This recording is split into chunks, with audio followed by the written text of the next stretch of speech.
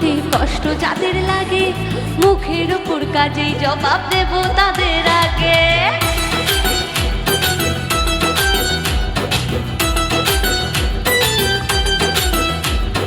তোমার আমার উন্নতিতে কষ্ট যাদের লাগে, মুখের ওপর কাজে জবাব দেব তাদের আগে। শকুনেরই অভিশাপে গরু কখন মরে, তোমার হিংসায় আমার জয় একটু একটু